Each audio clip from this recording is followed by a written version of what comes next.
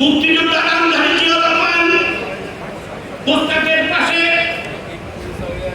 মুক্তিযোদ্ধার চেতনা থেকে মুক্তিযুদ্ধের মূল্যবোধ থেকে মুক্তিযুদ্ধ অর্জনগুলোকে নষ্ট করার চেষ্টা, বাংলা সম্পদের বাংলাদেশকে সাম্যবাদী বাংলাদেশ বানানোর চেষ্টা, বাংলাদেশটাকে আবার পিছনে নিয়ে যাওয়ার জন্য আবার পাকিস্তানি কায়দায় জয় বাংলা জিয়ানীয় বাংলাদেশের পরিবর্তন, গোলামকে ছেড়ে দেওয়া, একাত্তরের ঘাতকদের জেলখানা থেকে বের করে দেওয়া, শাহজিকে প্রধানমন্ত্রী করা, কুড়িয়ালিকে মন্ত্রিসভায় খাই দেওয়া, এই সব কিছুই কিন্তু ৭৫-এর পর্যায়ে আমরা দেখেছি।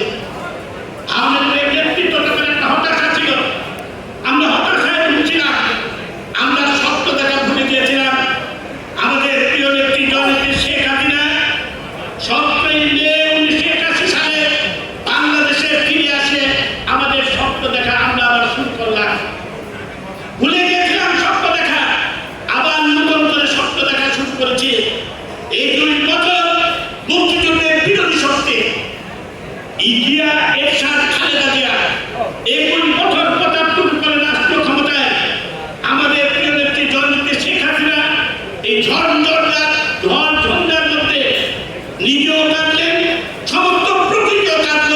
সেদিন বাংলাদেশে এসে যেভাবে তিনি হাল করেছেন আওয়ামী লীগের, এই দেশের গণমানুষের এই মানুষ, এই হতাশাগ্রস্ত মানুষের যেভাবে হাল ধরেছিলেন, নেতৃত্ব দিয়েছিলেন, তার ফলশ্রুতিতে এই ২ বছর সংগ্রামের মধ্য দিয়ে আমরা ৯৬ সালে একটা রাষ্ট্রীয় ক্ষমতায় এসেছিলাম।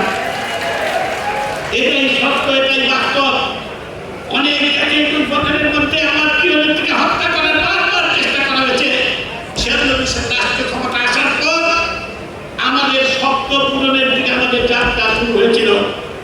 প্রথম কাজ যেটা আমাদের প্রিয় নেত্রী করেছিলেন, বঙ্গবন্ধুর খুনিদের বিচারের পর যুদ্ধ করা হয়েছিল, খুনিদের বিদেশি দূতাবাসের চাকরি দেওয়া হয়েছিল। এর থেকে কলঙ্কার হতে পারে না বাংলাদেশের দূতাবাসের খুনিরা। সেই অবস্থা থেকে বঙ্গবন্ধু কন্যা আমাদের প্রিয় নেত্রী জননেত্রী শেখ হাসিনা আমাদের স্বপ্ন পূরণের দিকে যাত্রা করলেন। বঙ্গবন্ধুর খুনিদের বিচারের কাজ এই শুরু করলেন ৯৬ সালে সরকার পতন করার প্রথম কাজ। বঙ্গবন্ধুর খুনিদের বিচার করতে পেরেছেন, খুনিদের বিচার হয়েছে, খুনিদের ফাঁসির রায় আংশিক কার্যকর করতে আমরা পেরেছি। পরবর্তীতে আবার ২০০১ সালে আবার ষড়যন্ত্রের মাধ্যমে ক্ষমতা থেকে আমাদের প্রত্যাবর্তন এবং আবার জামাত বিএনপির সেই শাসনামল, যে কঠিন অবস্থা আমরা দেখেছি, সেটা নিশ্চয়ই আপনাদের স্মরণ আছে। আমি বিস্তারিত বলতে চাই না, সময় অনেক স্বল্প। সালমান ভাই বক্তব্য রাখবেন, বেনজির সাহেব বক্তব্য রাখবেন। এই ২০০৮ সালে নির্বাচনের মধ্য দিয়ে ১/১১ সেই অবস্থা নিশ্চয়ই আপনাদের স্মরণ আছে, ভয়াবহ অবস্থা।